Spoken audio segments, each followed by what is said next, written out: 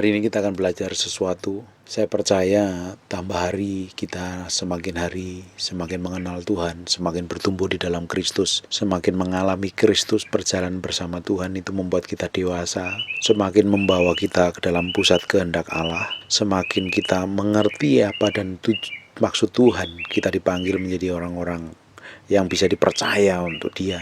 Dan saya secara pribadi selalu mengejar supaya saya ini didapati menjadi orang yang berkenan, sekalipun masih banyak kelemahan, banyak hal yang perlu diperbaiki.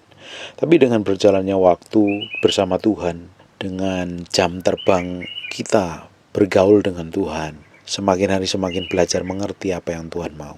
Saya ingin didapati menjadi hamba Tuhan yang memiliki hati dan kemurnian. Saya ingin didapati menjadi hamba Tuhan yang berkenan, yang menyampaikan kebenaran sekalipun tidak enak. Saya ingin menyampaikan apa yang menjadi isi hati Tuhan, bukan menjadi isi hati saya. Sekalipun seringkali apa yang saya sampaikan, apa yang saya tulis di Facebook seringkali menyakitin banyak orang. Tapi saya belajar menyampaikan kebenaran, sebab saya ini adalah hamba Tuhan. Namanya saja hamba Tuhan, hamba Tuhan.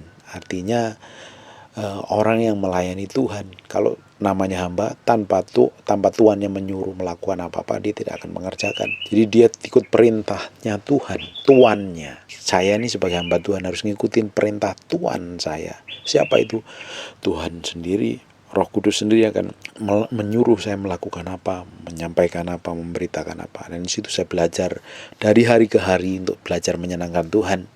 Dan ketika saya selesai, saya siap menghadap Tuhan, dan saya bisa mempertanggungjawabkan segala sesuatu yang Tuhan percayakan sama saya. Hari ini kita belajar tentang, dibuka sebentar di Yesaya pasal yang ke-56 ayat yang 10. Sebab pengawal-pengawal umatku adalah orang-orang buta. Perhatikan baik-baik ini. Alkitab mencatat bahwa sebab pengawal-pengawal umatku adalah orang buta. Kenapa Tuhan bisa ngomong seperti ini? Pengawal-pengawal umat adalah orang pemimpin-pemimpin rohani, orang hamba-hamba Tuhannya disebut orang-orang buta. Mereka semua tidak tahu apa-apa. Orang buta artinya yang memang gak bisa melihat, bisa saja buta secara rohani. Banyak orang matanya melihat tapi hati nuraninya tertutup. Banyak orang melakukan aktivitas biasa-biasa seperti yang dilakukan, tapi tidak ngerti apa yang harus dilakukan seperti yang Tuhan mau. Nah, kalau kita ini menjadi orang percaya, kalau kita ini sungguh-sungguh mengikut Tuhan, harusnya kita tahu kita ini diciptakan untuk tujuannya apa, melakukan apa, harus menyenangkan siapa. Nah, kita adalah orang-orang yang melayani Tuhan. Harusnya yang disenangkan adalah Tuhan dulu, bukan diri kita sendiri. Jadi banyak orang tertipu, dia coba menyenangkan egonya, menyenangkan emosinya, menyenangkan cita-citanya, dan melupakan kehendak Allah yang sempurna yang harusnya dilakukan. Mereka semua adalah anjing-anjing bisu. Bayangin, anjing bisu. Anjing kalau tidak bisa menggonggong, ya buat apa? Tidak ada fungsinya. Kalau orang memelihara anjing, tujuannya untuk menjaga rumahnya dari maling. Ketika ada orang asing datang ke rumah, dia pasti menggonggong. Tapi kalau anjing itu bisu, artinya tidak berguna, tidak tahu menyala. Mereka berbaring, melamun dan suka tidur saja. Ini orang yang malas sekali. Hamba Tuhan yang malas sekali. Orang yang tidak mau melakukan apa-apa. Bayangin, kerjaannya yang berbaring, melamun dan suka tidur saja. Anjing-anjing pelahap yang tidak tahu kenyang. Anjing-anjingnya pelahap tidak tahu kenyang. Artinya orang ini serakah sekali. Serakah, tidak pernah terpuaskan. Emosinya tidak pernah terpuaskan. Harga dirinya tidak pernah terpuaskan. Keserakahnya tidak pernah terpuaskan. Banyak orang coba memuaskan dirinya dengan hal duniawi, tidak akan pernah puas. Coba orang memuaskan dirinya dengan beli mobil. Kita punya mobil 3 bulan udah bosan pengen mobil yang baru. Dipuaskan dengan liburan, tidak pernah puas. Dipuaskan dengan hobi, dengan pekerjaan, dengan bangun rumah, uang banyak, kesenangan-kesenangan lahiriah coba belajar dipuaskan, tidak pernah bisa memuaskan. Sebab kepuasan kita adalah ketika kita ini bergaul setiap hari dengan Tuhan, melekat dengan Tuhan, mencintai Tuhan.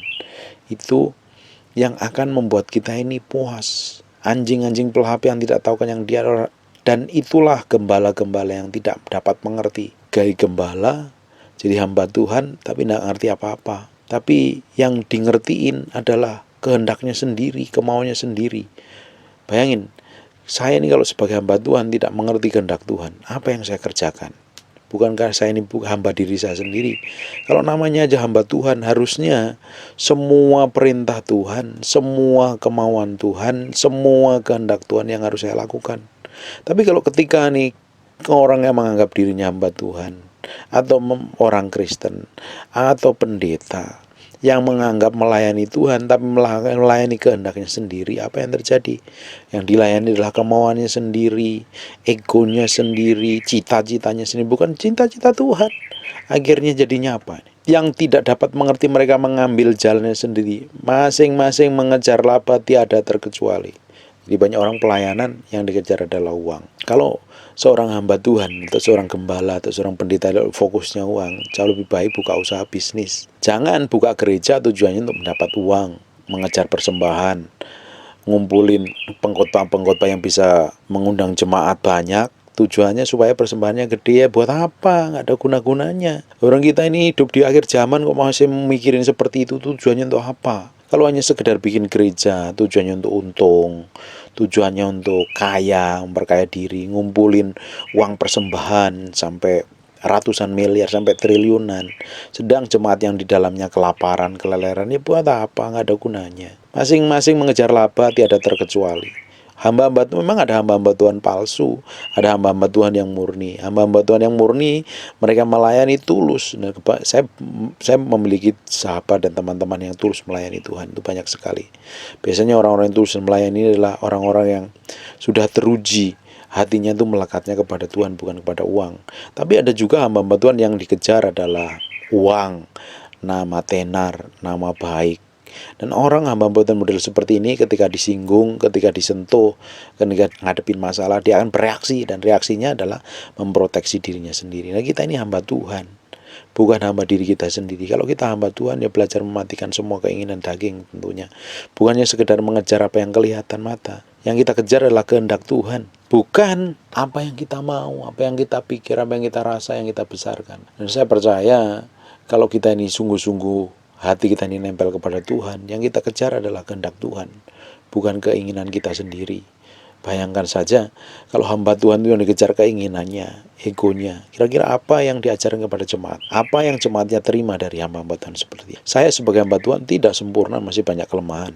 Tapi saya belajar memurnikan hati saya hari demi hari. Orang-orang yang dekat saya tahu hidup saya seperti apa. Saya belajar memurnikan kehidupan saya. Saya harus belajar mematikan daging. Dalam beberapa hari terakhir, saya belajar semakin fokusnya kepada kehendak Tuhan, bukan keinginan saya sendiri. Dan saya mau orang-orang di sekitar saya merasakan itu, menikmati hadirat Tuhan yang melalui hidup saya.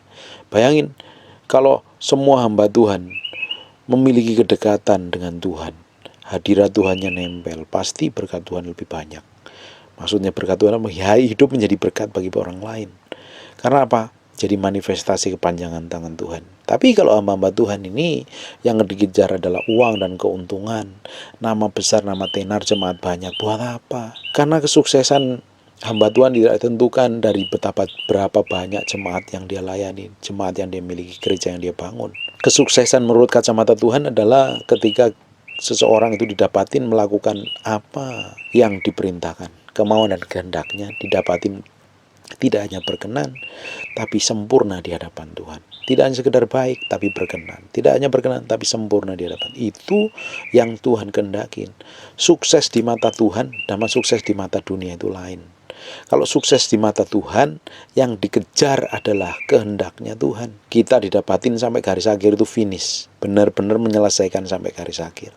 Tapi kalau yang dikejar sukses secara dunia adalah ketika mendapat nama baik, uang banyak, sekolah tinggi, harta yang dimiliki, itu tidak jadi patokan. Bahkan di Alkitab ditulis ada hamba-hamba Tuhan yang bertahun-tahun nginjil dan tidak ada orang yang bertobat, tetap saja dia adalah orang sukses. Contohnya siapa? Nuh adalah orang yang sukses. Ada orang-orang yang biasa, yang sederhana, yang tidak terkenal, tapi dia mempengaruhi orang banyak. Contohnya Ananias yang dipakai Tuhan untuk mendoakan, menumpang tangankan kepada Paulus, dan akhirnya matanya terbuka.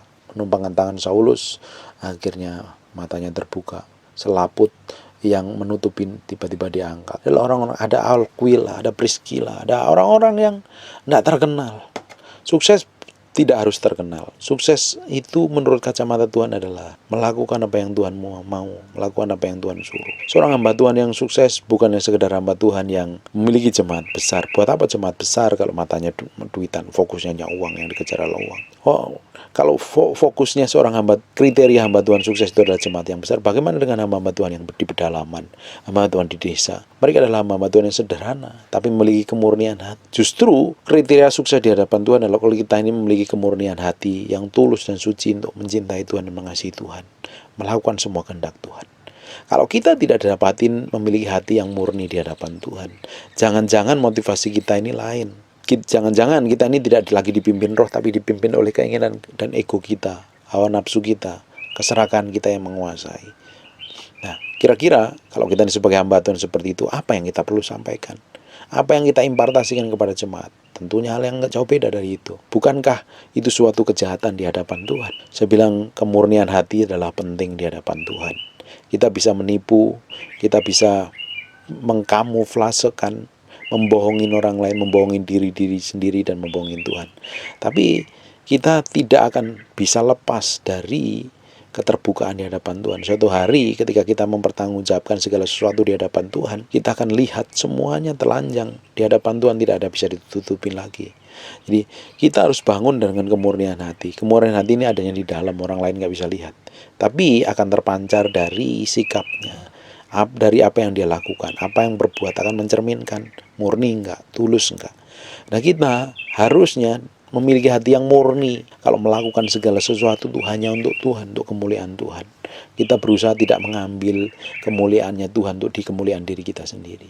Percuma. Kita ini harusnya memiliki hati nurani yang semakin hari semakin baik, semakin hari semakin dimurnikan. Orang yang memiliki kemurnian hati, dia adalah orang yang belajar mematikan dari dirinya sendiri, dari keakuannya, dari egonya. Orang yang fokusnya adalah kehendak Tuhan, dia tidak peduli dengan dirinya sendiri. Dia fokusnya apa yang dilakukan menyenangkan hati Tuhan. Bayangin, kalau orang-orang serakah, orang-orang egois, orang-orang seperti yang dicap tadi, seperti orang-orang buta, anjing-anjing nggak bisa menyalak. Bayangin, mereka ini nggak ngerti apa-apa loh. Mereka adalah orang yang kelihatannya memiliki jabatan pelayanan, memiliki kehidupan baik, tapi di dalamnya remuk, busuk dan jahat di mata Tuhan. Tuhan mau kita dapati menjadi orang-orang yang tulus dan murni. Tuhan mau kita ini dapati memiliki hati yang tulus dan murni di hadapan Tuhan. Orang-orang yang didapati hatinya tulus dan murni sama Tuhan, ini adalah orang-orang yang bisa dipercayakan perkara-perkara ilahi. Bahkan hidupnya akan menjadi dampak bagi semua orang. Ketika orang itu tidak dapatin memiliki hati yang murni, dia akan mengejar apa yang menjadi keinginannya, apa yang menjadi egonya, apa yang menjadi cita-citanya, apa yang menjadi ambisinya. Yang dikejar itu. Dan ujungnya ngapain? Pasti banyak melukai orang, pasti banyak menyesatkan orang, pasti akan banyak menjerumuskan orang, dan mengorbankan banyak orang. Yang kita lakukan hari-hari terakhir ini adalah mempersiapkan hati kita ini tulus di hadapan Tuhan. Murni mengasihi Tuhan, mencintai Tuhan, tulus. Belajar melangkah dari kekudusan satu pada kekudusan yang lain. Dari kesucian yang satu pada kesucian yang lain. Dari iman satu pada iman yang lain. Sampai kita ini dapat menjadi sempurna di hadapan Allah. Hari ini kita memang harus bertanggung jawab dengan apa yang Tuhan percayakan. Kita ada yang jadi bapak rumah tangga, bekerja dengan baik. Tanggung jawab dengan baik, jadi ibu rumah tangga, jadi anak, jadi gembala, jadi bos, jadi pegawai, jadi apapun juga kerjakan dengan baik di hadapan, seperti mengerjakannya untuk Tuhan. Sebab dari sana berkat-berkat Tuhan mulai dicurahkan, pintu-pintu berkat akan dibukakan, divine connection akan dibukakan. Nah, kita melakukannya harus segala sesuatu itu untuk Tuhan. Bayangin Bapak Ibu, kalau kita ini melakukan segala sesuatu untuk Tuhan, kita ini tidak akan pernah ngedumel, tidak akan pernah ngomel. Kita yakin dan percaya ada pertolongan Tuhan, ada tuntunan Tuhan. Orang-orang yang hidup fokusnya hanya untuk menyenangkan Tuhan, pasti disertai Tuhan, pasti dibuat bikin berhasil. Tapi banyak orang yang mengejar fokusnya pada diri sendiri, dia akan ketemu masalah. Kalau Bapak Ibu flashback ke belakang, kita seringkali dapat masalah, ngadepin tekanan, ngadepin gonjangan, ngadepin segala macam, dan kita terjebak di dalam masalah yang berat. Dan kebanyakan kalau kita terjebak masalah yang berat, biasanya fokus kita adalah pada diri sendiri. Nah, harusnya fokus kita kepada Allah. Tapi kalau kita ini fokus pada diri sendiri, masalah-masalah yang terjadi itu semakin hari semakin berat. Kalau kita fokus pada diri sendiri, kita akan ketemu masalah satu kepada masalah yang lain dan tidak pernah selesai. Tapi ketika kita ini melihatnya, semua kejadian yang ada ini karena diizinkan Tuhan, itu membentuk dan memurnikan hati kita. Kita semakin hari semakin mengasihi Tuhan, semakin mencintai Tuhan. Orang-orang yang mengasihi Tuhan, orang yang didapati mengasihi dan mencintai Tuhan, orang-orang yang akan dipercayakan Tuhan hal-hal besar dan ajaib. Apapun yang Bapak Ibu kerjakan, dari situ Tuhan akan promosi. Dengerin baik-baik. Kesuksesan menurut kacamata Allah itu berbeda jauh, bertolak belakang dengan kesuksesan seperti yang dunia katakan. Bayangin, saya tidak habis pikir ketika gereja coba mengundang orang lulusan Harvard University atau orang-orang pengusaha sukses bersaksi. Bayangin mereka itu sebagai tolok ukur kesuksesan. Bayangin, bagaimana dengan orang-orang yang gak sekolah? Bagaimana orang yang gak pendidikan tinggi? Bagaimana orang yang hidupnya pas-pasan? Apakah mereka merasa gak sukses? Atau mereka malah tersandung? Jadi gereja harus bisa menempatkan diri dengan tepat. Kita harus memakai kacamata Allah. Apa yang kita lakukan harusnya memakai kacamata Tuhan. Barometernya adalah firman Tuhan. Kita orang percaya kalau barometernya seperti orang dunia lakukan, ya tidak jauh beda. Apa bedanya? Harusnya kekristenan hadir memberikan nuansa yang berbeda, warna yang berbeda. Warna apa? Kerajaan Allah.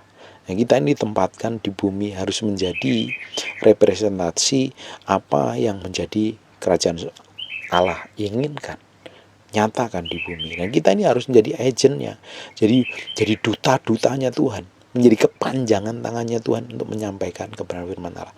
Dimulai dengan kemurnian hati, ketulusan hati. Dan saya percaya semakin hari semakin kita dimurnikan, dimatikan semakin daging, sehingga kehendak Allah yang sempurna yang akan terjadi dalam hidup kita. Amin. God bless you.